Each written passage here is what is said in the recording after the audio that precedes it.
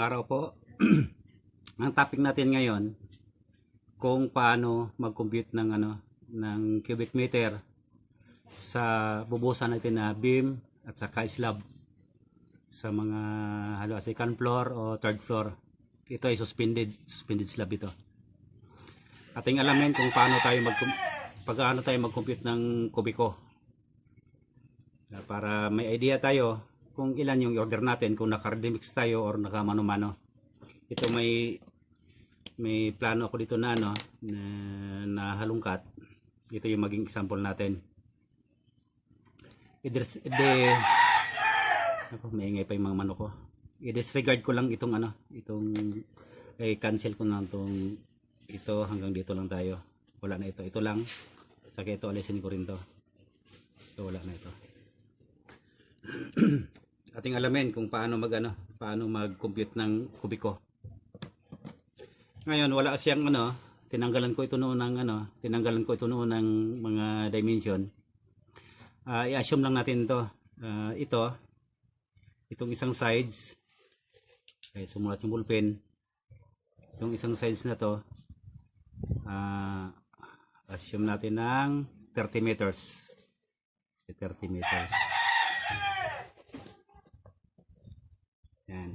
Ito 30 meters. Tapos yung isang side naman, assume ito natin ng 10 meters. Yan. 10 meters edge to edge.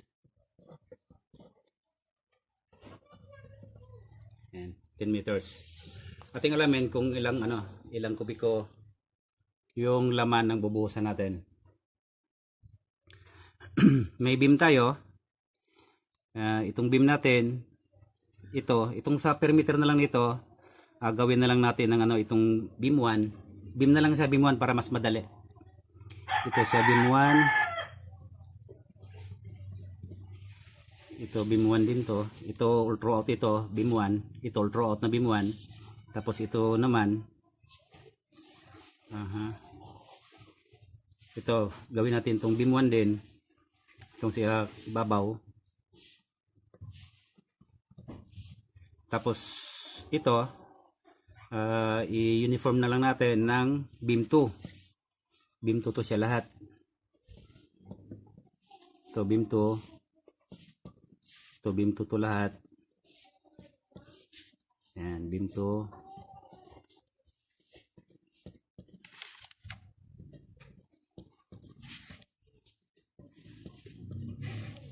Beam 2.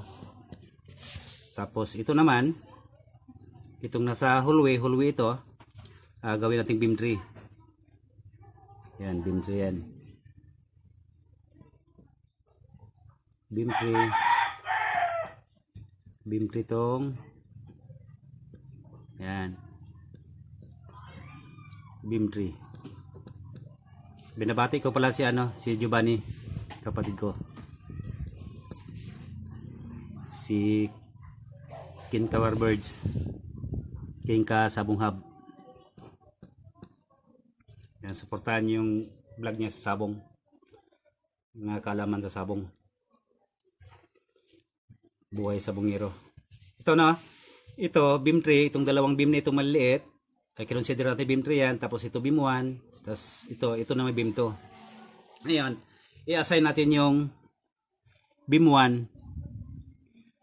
Beam 1, gawin nating 30 by 50. Beam 1, ang dimension na ay 300 by 500. Ang beam 2 naman natin,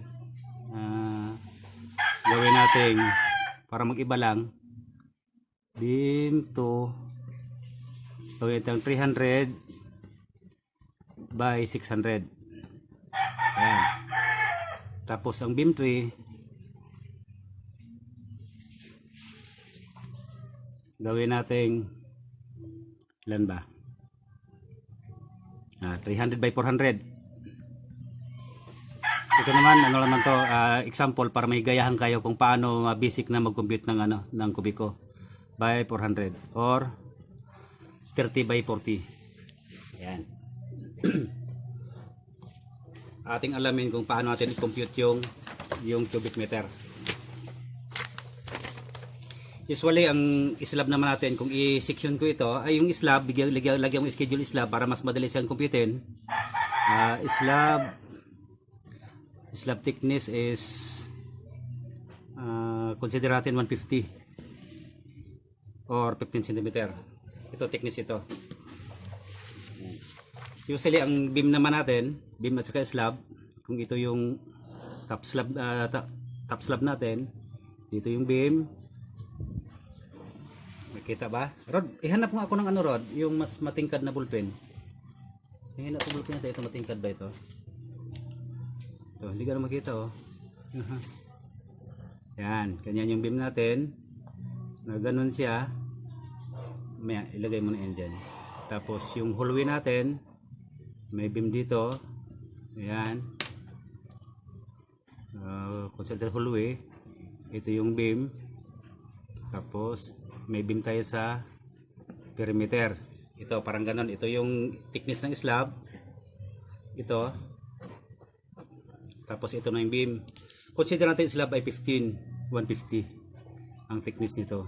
Thickness equals 150 mm. Yan.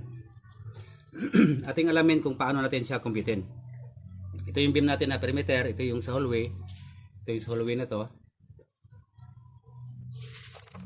Ito yung sa perimeter, ito yung hallway kasi cross section natin siya dito. Biyakin natin siya dito. Ito naman yung dalawang perimeter kabilaan, ito yung dalawang hallway. Ngayon, unang computing natin ay slab na area ng slab. Inassign natin yung slab ng 150. Yan. Ang area ng slab, 150 yung thickness niya. 10 meters ang isang side, itong isang side na ito, 10 meters. Kita ba? Yan. 10 meters, tapos 30 meters yung kabaan. Ito yung lapad. Ito yung width niya, ito yung length. Compute natin kung ilan yung area. Slab nga tayo, no? Cubic ng slab. Slab. Yan. Equals. Kung natin yung area. Yan. Compute natin. 10 times 30 equals 300 square meter. Ay 150 yung inassign natin schedule ito. Itong 150 na ito, multiply natin siya sa times 0.15 kasi 0.15 ano yan eh, by meters yung 150 may yun equals yung equals Rod 45 cubic meter. Check ko lang muna ha. 10 times 30 equals 300 times 0.15 equals 45 cubic meter. 45 cubic meter. Yan. Yan yung slab natin. Ngayon yung beam. Sa beam naman tayo. Ang unang beam natin, itong beam 1, itong nasign ko ng beam 1, dalawang beam lang ito. Yan. Isa rito, itong perimeter na ito, saka isa rito. Ang kahabaan niya, ng beam 1 niya, ay 30 meters times 2. Yan. Beam 1.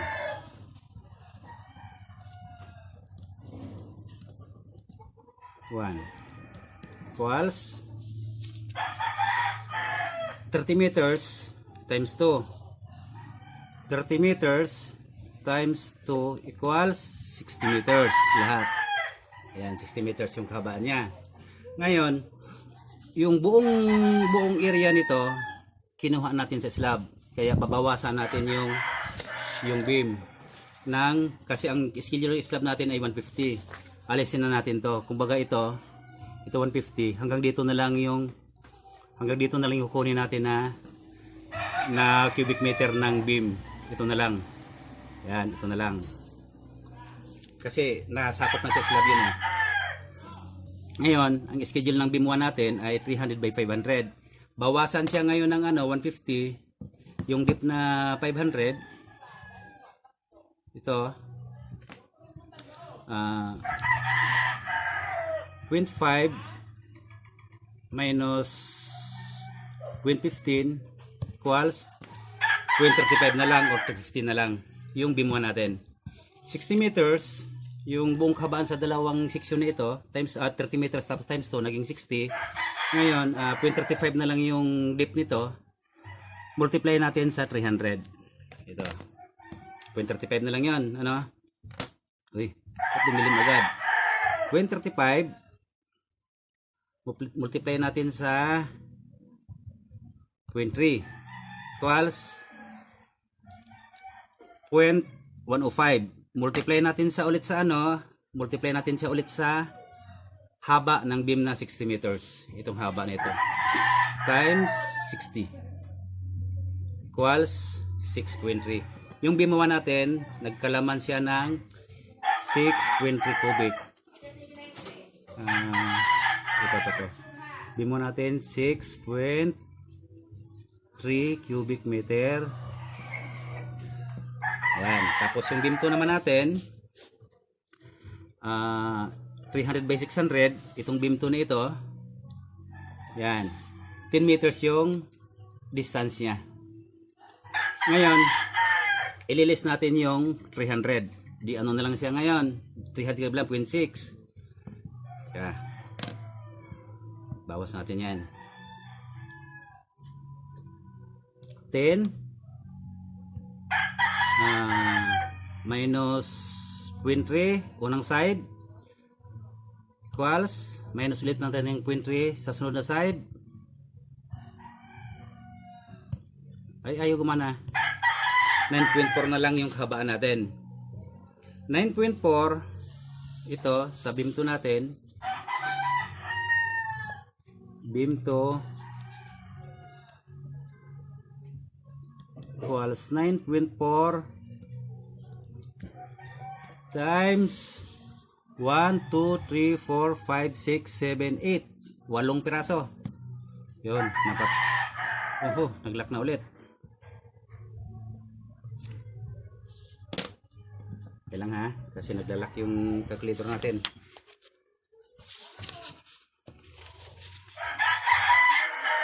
Ito. 9.4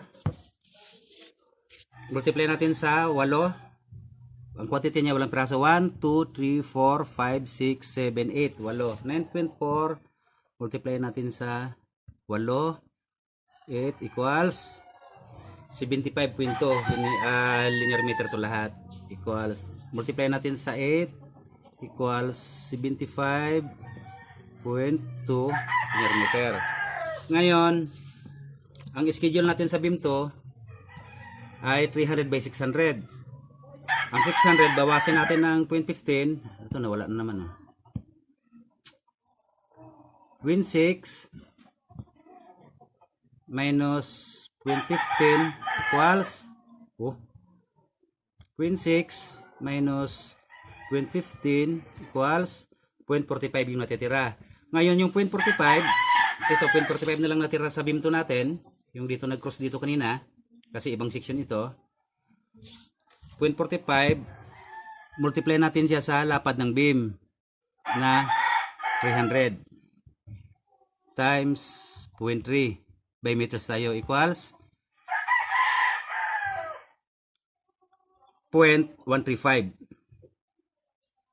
Yan. 0.135.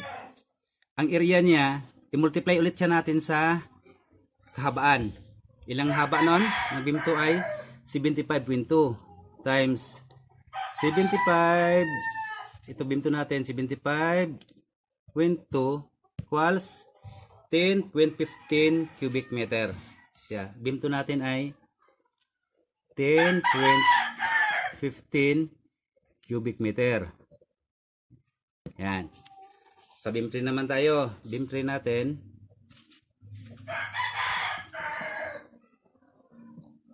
Beam 3 equals, ang beam 3 natin ay 30 meters plus 60 plus 30, 60 meters siya. 30 meters times 2 kasi dalawa siya equals 60 meters. Yan.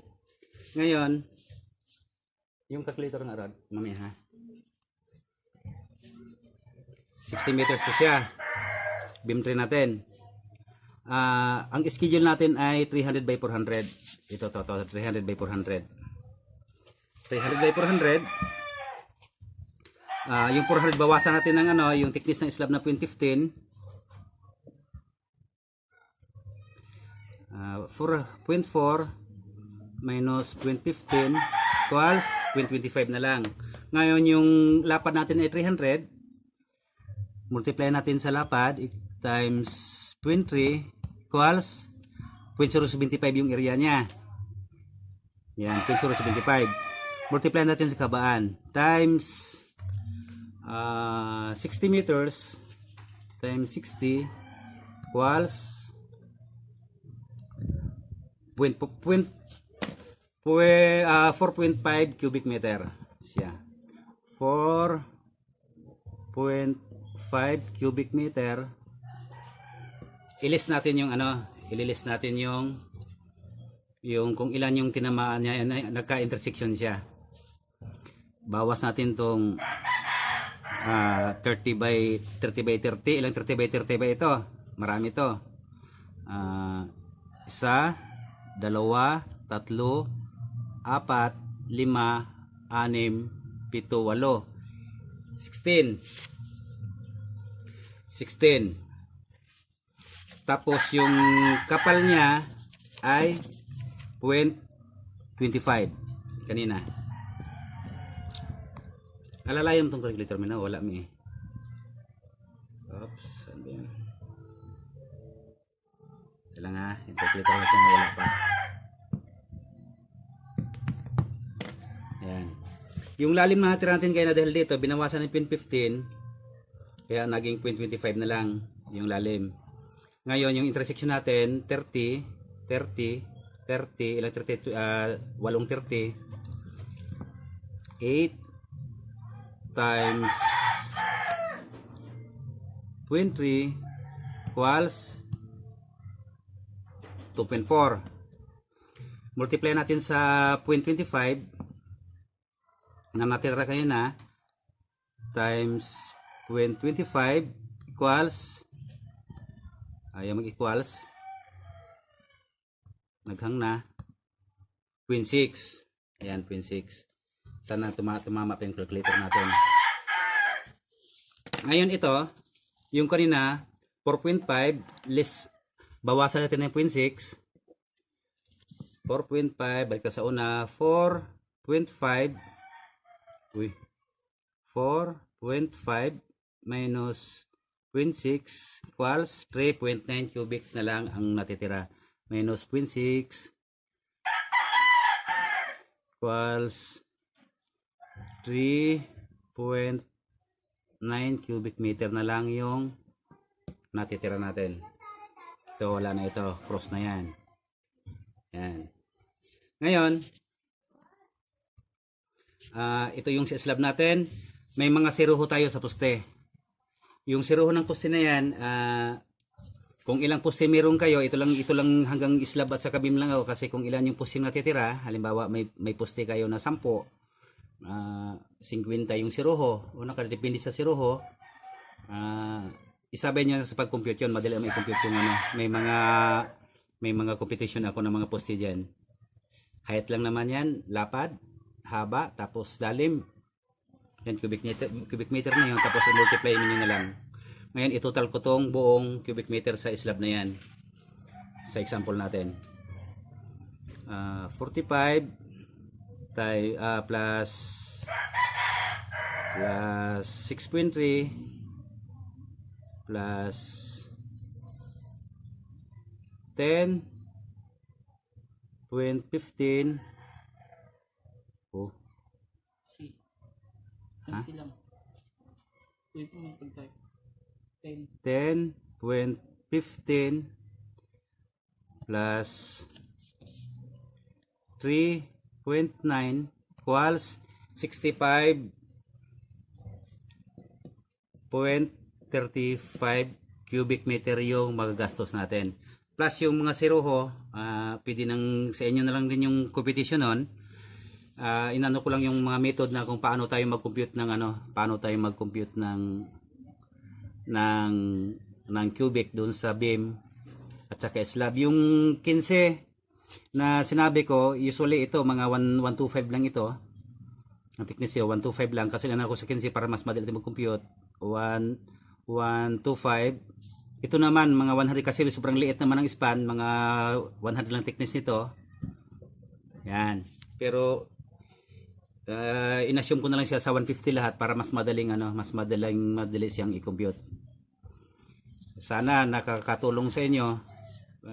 Kung nalabuhan kayo sa video, kung hindi nyo gaanong nakuha, pwedeng mag-comment kung kaya ko lang sagutin. Yan.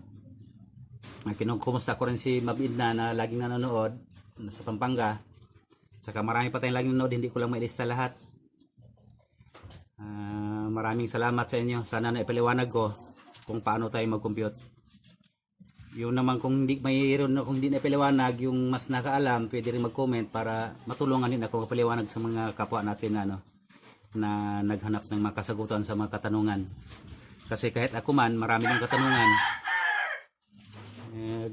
Sa internet din ako naghanap ng kasagutan. Maraming salamat ulit sa inyo.